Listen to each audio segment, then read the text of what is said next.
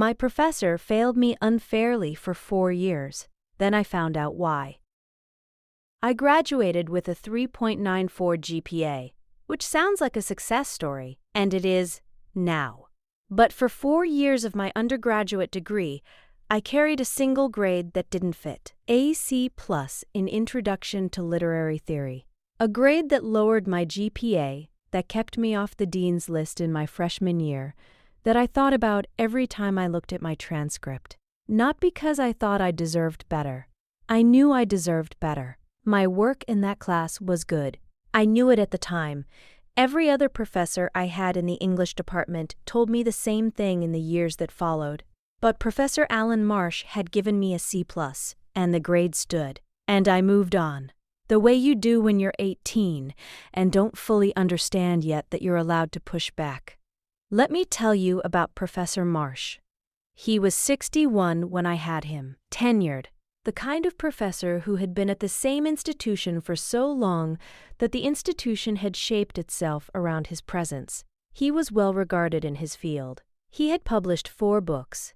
He was also in the classroom, the kind of man who treated certain students with a warmth and engagement that he withheld from others.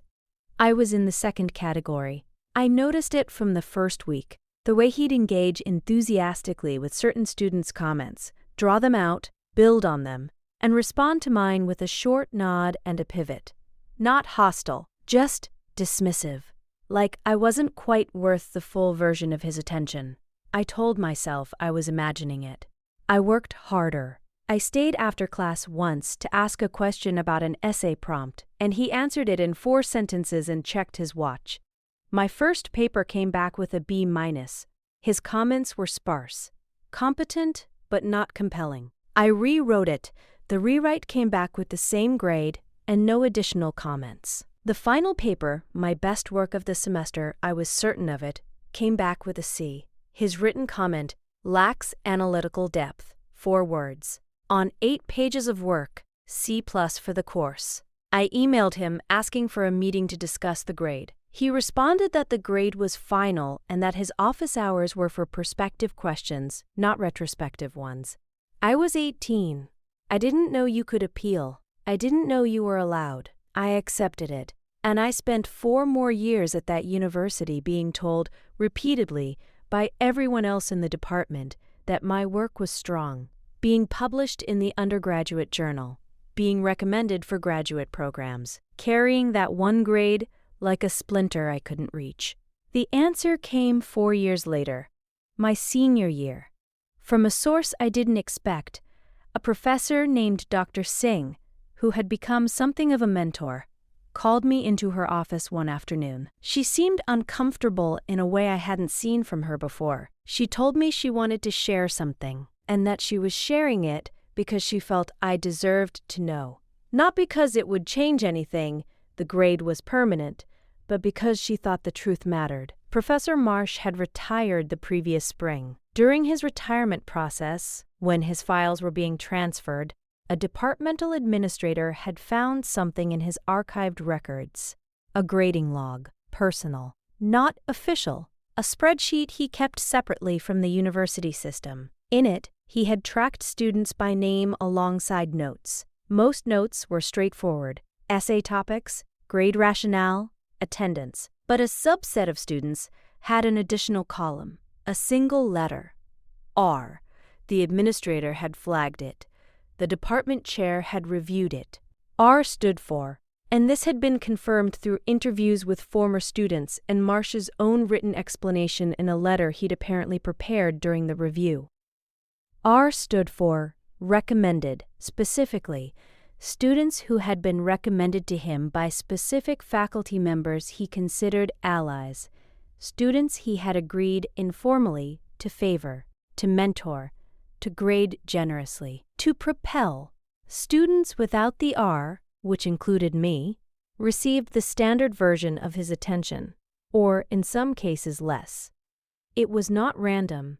It was not about the quality of the work. It was a private network, a system of access that looked from the outside like academic judgment. Dr. Singh told me the department had quietly reviewed the grades of several students in the non-R category, where there was clear documentation of strong work, published pieces, records of faculty praise, and a grade inconsistency with Marsh. A formal note was added to the academic record. My file received 1. It doesn't change the GPA. The C+ is still there, but attached to it now is a departmental notation explaining that the grade was reviewed and found to reflect factors outside the quality of the student's work. Graduate programs can see that notation. Scholarship committees can see it. Anyone who reviews my transcript in a professional context will see it. Professor Marsh's retirement had been announced as voluntary. I don't know the full details of what followed the internal review. Dr. Singh didn't tell me everything, but I know that 2 of the faculty members who had been part of his informal recommendation network left the department within the following academic year, for unrelated reasons, officially. I graduated that May. 3.94. With a notation on my file that tells the true story of that one outlying grade. I've thought about Marsh a lot since then. Not with anger exactly, with something more like clarity. He built a system. Carefully, over years, a system that was invisible from the outside, that looked exactly like what it was supposed to be. Academic judgment, professional discretion, the natural variation of a professor's assessment, and the only reason it came to light was a spreadsheet, a private log he kept, because somewhere in him, he knew what he was doing required documentation, required tracking, required a record. People who do wrong things secretly always keep records because the secret is heavy, and records are how you carry it. My landlord was stealing from every tenant in the building. I figured it out by accident. I want to start by saying that I am not, by nature, the kind of person who looks for trouble. I am an accountant. I spend my days finding small errors in large systems. I notice when numbers don't add up. That's the job. And it turns out that skill doesn't switch off when you go home. I moved into the Hargrove building in March of 2002, a 6-story apartment complex in Minneapolis, 42 units. The building was managed by a man named Gerald Pruitt, who owned it outright, lived off-site, and communicated exclusively through a property management portal that he had set up specifically to avoid having to talk to tenants in person. Gerald was not a warm landlord. He was efficient in the ways that protected him legally. Repairs happened, eventually, and distant in every other way. You never saw him. You sent maintenance requests through the app. You paid rent through the app. The app charged a processing fee of $11.50 per transaction. That fee, that is where this story begins. 6 months into living there, I was going through my bank statements. Routine, I do it monthly, and I noticed something. The $11.50 processing fee had appeared twice in October. I had paid rent once in October. I was certain of this. I checked my calendar, my payment confirmation, my bank record. 1 payment, 2 fees, $11.50, not a life-changing amount. The kind of thing most people would assume was a glitch, send a message about, and forget. I am not most people. I am an accountant. I went back through 6 months of statements. In 4 of the 6 months, there were double fees. Once, in August, there were 3, total overcharge to me personally, $46. I sent a message through the portal. Polite, factual, with screenshots. Gerald responded 4 days later. System error. Refund processed. The refund arrived. $46. A normal person stops there. I started thinking about 42 units. If this had happened to me systematically across multiple months, what were the odds it had only happened to me? I knocked on my neighbor's door. A woman named Diane, late 50s, had lived in the building for 4 years. I asked if she'd ever noticed double charges on her account. She looked at me blankly. I just pay it and don't think about it, she said. I asked if she'd let me look at her payment history. She shrugged and handed me her phone. 4 years of statements, double fees in roughly 1 in 3 months, sometimes triple. I did the rough math in her kitchen while she made coffee. Diane had been overcharged, conservatively, around $800 over 4 years. She put down her coffee mug very slowly. We spent the next 2 weekends going door to door. Not every tenant would talk to us, but 23 did. 23 tenants who were willing to pull up their payment histories and let me look. The pattern was consistent across all of them. Not random, not a system glitch. The double and triple charges appeared in specific months. The same months across multiple accounts, and then disappeared, suggesting someone was manually triggering them and then stopping when the month closed. I built a spreadsheet. Of course I did. Across 23 tenants, over periods ranging from 8 months to 6 years. The total identifiable overcharges came to just under $19,000. $19,000 from 23 tenants out of 42.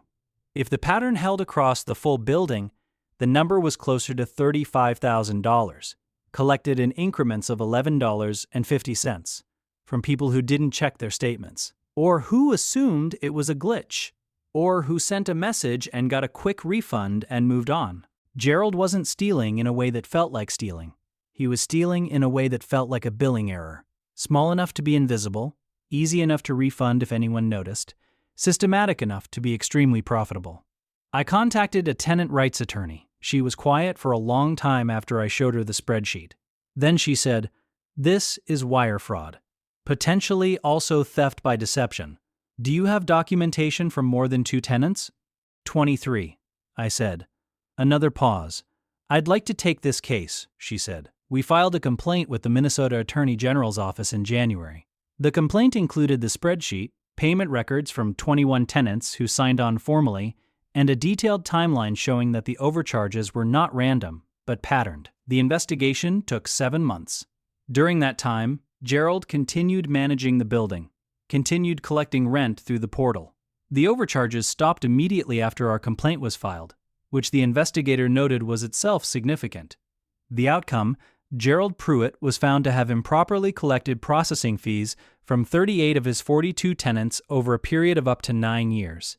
Total amount, $61,400. He was required to pay full restitution to all affected tenants. He was fined an additional $40,000 by the state. He was required to sell the building within 18 months as a condition of the settlement. And he is now prohibited from operating as a landlord in the state of Minnesota. Diane got back just over $3,000. The longest-term tenant in the building, a man named Howard who had lived there 9 years, received over $4,000. My check was for $46, the original amount. I've never in my life been so satisfied by $46. The building sold 8 months later. New management. They replaced the payment portal with a different system. No processing fee. I still live there. 3rd floor, same apartment. I check my bank statements every month. Out of habit, out of principle, and because, as it turns out, the numbers always tell the truth. You just have to be paying attention. My stepmother ran a fake charity for 11 years. My father never knew. I found out by mistake. My father is one of the most genuinely good people I've ever known. I want to say that first, because everything that follows, everything my stepmother did, was made possible by his goodness, by his complete unguarded trust in the people he loved. His name is David. He's 67 now. He spent 30 years as a high school history teacher in Portland, Oregon. He coached the debate team. He drove students to state competitions on his own time. When he retired, they named a classroom after him. Not the auditorium, not the library. The classroom, room 214, because that's where he'd spent his career and that's where he wanted to be remembered. He met Linda when I was 17. 2 years after my mother died. Linda was warm, organized, socially confident in ways my father wasn't. She made things happen, events, dinners, gatherings. She was the person in any room who knew how to move it. I didn't love her, but I didn't dislike her either. She made my father happy in a way he hadn't been for a long time. That was enough for me. They married when I was 19. I went to college in Seattle. I visited for holidays, Linda and I maintained a cordial, surface-level relationship that neither of us worked very hard to deepen. 3 years into the marriage, Linda launched a charity, the Pacific Northwest Children's Literacy Foundation, focused on providing books and reading programs to underfunded elementary schools in rural Oregon. It was a good cause. It looked legitimate. It had a website, a board, a logo, an annual fundraising gala. My father was proud. He talked about it constantly.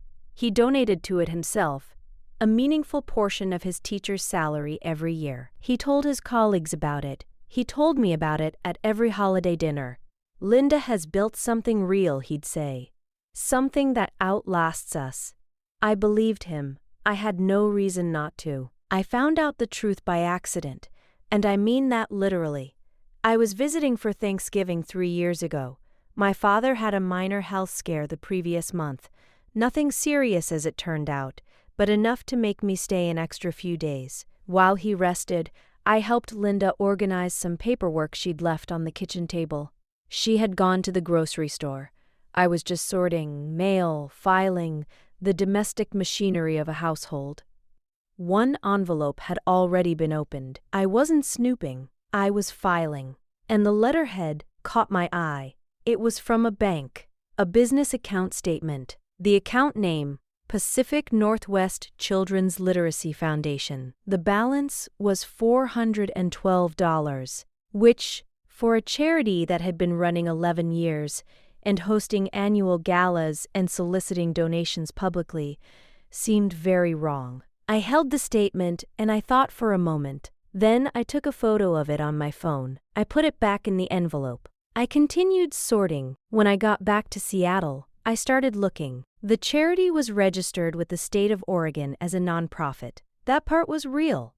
The registration had been filed correctly. There was a board, 3 names, all real people. 2 of them, when I eventually reached them by phone, told me they hadn't been active on the board in years, that they'd been asked to serve initially and had never actually attended a meeting, that they had no idea what the current financial state of the organization was.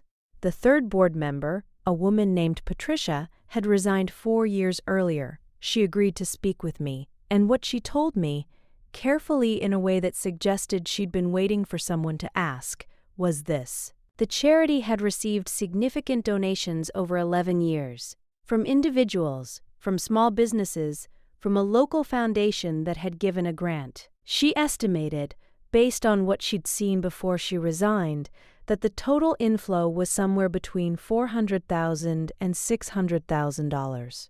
The programs, the books, the school partnerships, the reading initiatives had existed in the early years, small scale, real, but minimal relative to what was being raised. And then, gradually, they had stopped. The schools stopped receiving materials. The programs were discontinued, but the fundraising continued. The galas continued. The donor solicitations continued. The website remained up with photos from the early years. Patricia had asked questions. Linda had given answers that were technically plausible but never fully satisfying. Eventually, Patricia had resigned. She said she'd been telling herself for 4 years that she should have done more. I brought everything to a lawyer, a nonprofit law specialist. I had the bank statement, my notes from Patricia's account, state registration records, the charity's public tax filings, which charities are required to make public. The tax filings were where it became definitive. The foundation had filed IRS Form 990 every year, as required. The filings showed income. They showed expenses.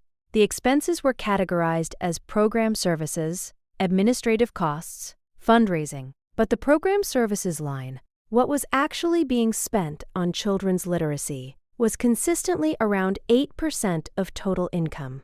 8% over 11 years. The rest, administrative costs, fundraising expenses, flowed to vendors and contractors. The lawyer found 3 of them, all LLCs registered to Linda's maiden name, paying herself through her own companies for services rendered to her own charity. 11 years, hundreds of thousands of dollars. And my father, who had donated part of his teacher's salary every year, had no idea. The hardest part was telling him. I drove to Portland. I sat at his kitchen table, the same table where I had sorted that mail 3 months earlier, and I told him everything. All of it. With the documents in front of us, my father is not a man who shows emotion easily. He sat very still and he read everything I put in front of him. And then he looked up at me and his face was, I don't have a better word, evacuated, like something had left it. How long have you known? He asked. 3 months, I said.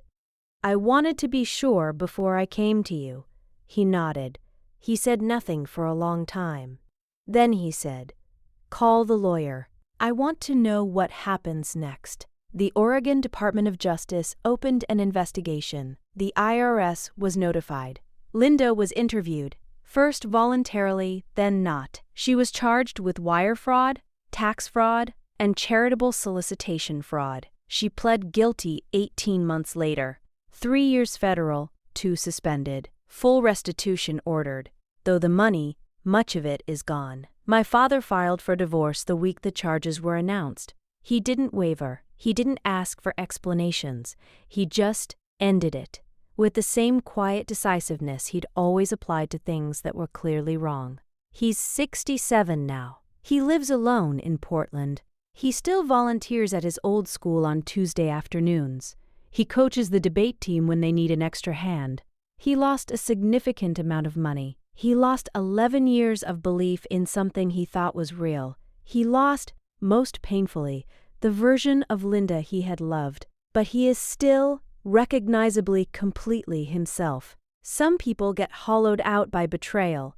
They become smaller, harder, less willing to trust the next thing. My father got angry, quietly, permanently angry, at what Linda had done, at the people she'd deceived, at the children who hadn't gotten the books they were supposed to get. And then he took that anger and he went back to room 214, the classroom they named after him.